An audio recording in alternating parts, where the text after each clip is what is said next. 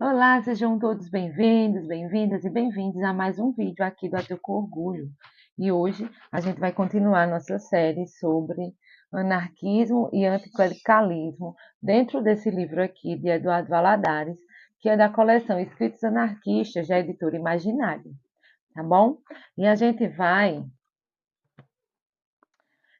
vai começar essa leitura a partir do tópico que tem nesse livro chamado O Anticlericalismo e a Luta pela Emancipação Feminina.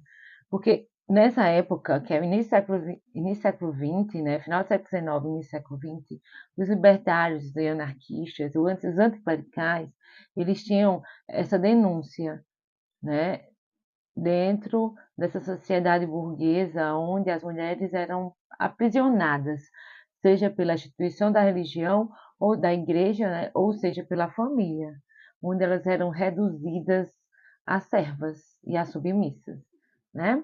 Os libertários denunciavam que a mulher na sociedade burgo-clerical era vista como sexo fraco, considerada tanto intelectual como fisicamente inferior ao homem.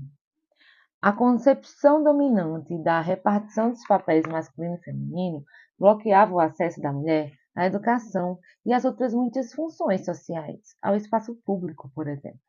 Nas famílias burguesas ficava quase restrito os cuidados da família, conservando o estado de espírito e hábitos firmemente enraizados. Até mesmo setores intelectualizados, como as correntes positivistas, alegavam e comprovavam em suas eh, alegando comprovações legítimas a partir de estudos pretensamente científicos que, pelo cérebro da mulher ser mais leve, ela era incapaz de maiores condições de discernimento. Por aí, é por aí. No século XIX, uma nítida feminilização da Igreja Católica, do catolicismo. A prática religiosa das mulheres era mais intensa e regular do que a dos homens. A existência de uma proeminente religiosidade entre as mulheres gerou a feminização das práticas de devoção. Por quê? Porque era um ambiente público onde a mulher poderia ir.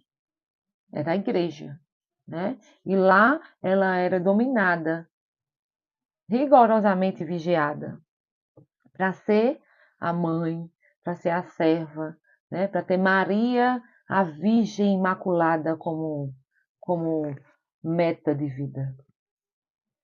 Então, no século XIX, ocorreu isso, né? A existência de uma proeminente religiosidade entre as mulheres gerou essa feminilização nessas práticas religiosas.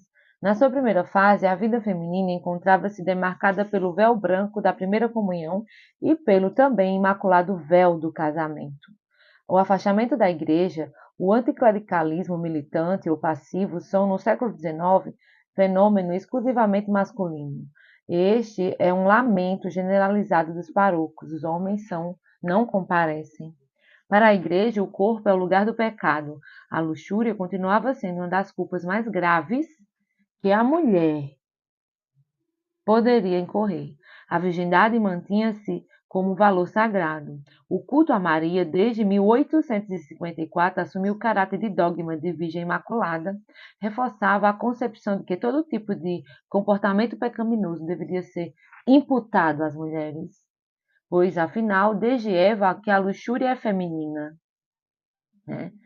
É isso. Todo o mal, né, encarnado tem a ver com o feminino, né? Eva é o exemplo que eles trazem para justificar esse lugar demonizado, amaldiçoado, que o feminino e a mulher representa dentro, né, da instituição religiosa, dentro da instituição da igreja, no caso aqui a católica.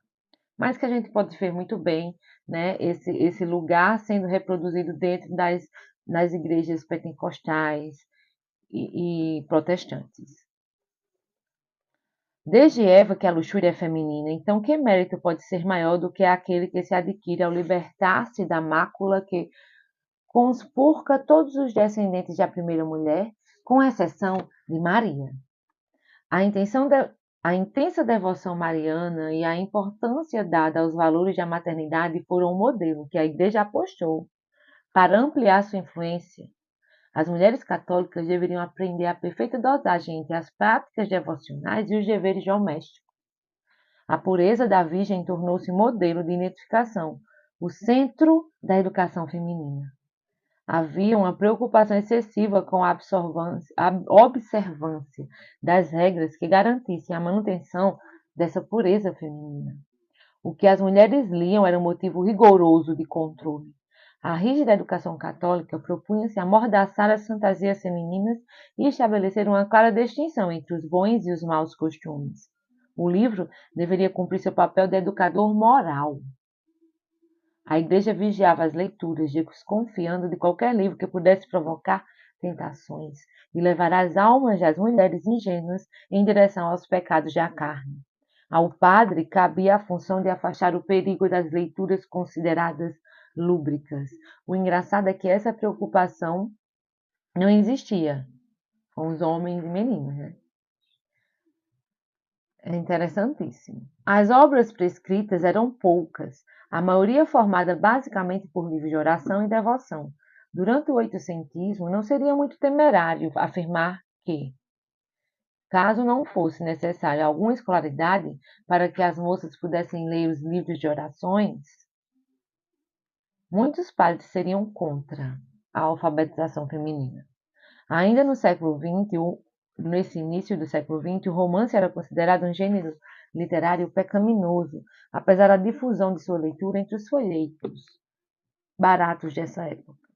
Como tática de controle da honra feminina, era mantida uma rigorosa separação entre os sexos e a mais estreita vigilância possível. No modelo feminino de perfeição virginal, a donzela deveria ser capaz de resistir às tentações. A sociabilidade mista era atacada por favorecer a permissividade. Então, imagine o horror, né, que a igreja recebe a notícia que ia começar a existir escolas com a educação do sexo, né, né, onde meninos e meninas estudariam juntos. Por isso foi tão perseguido também a pedagogia e a educação libertária. A sociabilidade mista era atacada, né, fervorosamente, e os religiosos apregoavam insistentemente as vantagens da manutenção das barreiras intransponíveis entre os sexos como principal meio para não colocar em risco a virgindade feminina. A educação da mulher exaltava a família como o único lugar onde era possível a felicidade terrena, viver para os outros, o marido e os filhos. Era o ideal que toda mulher católica deveria seguir. Nessa mulher doce e submissa esperava-se sacrifícios, despojamentos e ascetismo. Quer dizer, não exista, só seja serva. Né? Ela não podia vacilar na sua missão tão nobre e altruísta. Ao contrário das mulheres das classes mais abastadas, a mulher proletária não podia ser tratada como um adorno ou um símbolo de posição social. A necessidade de contribuir com algo que completasse o salário do marido empurrava as mulheres das camadas populares para as fábricas, oficinas, empregos domésticos, escritórios ou lojas. As condições da subsistência da mulher trabalhadora eram ainda piores que a dos homens. A quase totalidade dos trabalhos qualificados nas fábricas era exercida por eles. Os salários femininos eram ainda menores do que os pagos aos homens.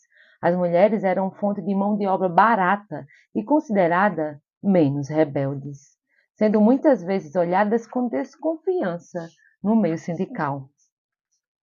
Além de serem desvalorizadas em seu trabalho, sofriam a superexploração da jornada dupla, trabalho fora de casa e afazeres domésticos. Para os anarquistas, a mulher era mais suscetível à influência dos padres e freiras, pelo fato de frequentarem as igrejas, encontrava-se ainda atreladas às explicações teológicas do mundo. A força conservadora da igreja mantinha a mulher presa à ignorância, ao mesmo tempo em que eram reforçados os comportamentos conformistas e resignados. Em todos os veículos da propagação das ideias libertárias, o clero é apresentado como força extremamente prejudicial à adesão da mulher ao anarquismo, como a grande força conservadora que a mantém presa a uma verdadeira teia de superstições, impedindo seus acessos à educação e à ciência, e justificando sua subjugação e exploração fortificando cada vez mais os preconceitos que a remetem aos papéis de esposa e mãe, abnegada e pronta a se sacrificar pelos seus. A mulher é considerada o principal suporte do catolicismo, com a Igreja procurando regular o ritmo de sua vida através de práticas religiosas. A preservação das virtudes cristãs das mulheres era um importante baluarte para a manutenção da religiosidade, pois dela e nela dependia, em grande parte, a transmissão das crenças religiosas no seio de sua família. É a mãe cristã que fortifica a fé nos seus filhos e no seu marido. Os anticlericais procuravam encontrar meios para tornar as famílias imunes aos padres. A educação da mulher trabalhadora aparecia como uma tarefa importante na luta contra as classes dominantes e contra o poder da Igreja e do Estado. A educação racional e científica permitiria a desmistificação da religião e fulminaria a influência nefasta do padre, como conselheiro moral e guia espiritual. Então, a educação é sempre importante para a liberdade, né, do pensamento, o fomento do pensamento criativo e crítico para se autodeterminar no mundo, né, para se ter autonomia, autogestão, coletivizar. E é isso que não aceita, né? É isso, né, que a mulher, né, é dita como degenerada se for para além da sua predeterminação, que é ser mãe ou ser esposa. Então, é quebrar esses grilhões para construir uma nova sociabilidade, né? Educar-se para ser emancipada dos padres, dos pastores, do marido ou do patrão. Né?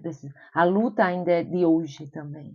Os salários ainda são menores, né? Ainda temos algumas dificuldades para ter acesso a espaços públicos, né? E sermos respeitados pelo que somos, né? Sem nos inferiorizarem como objeto de prazer ou de servidão doméstica. Né? Espero que fiquem aí, né, muitas reflexões e qualquer coisa, deixe nos comentários, né?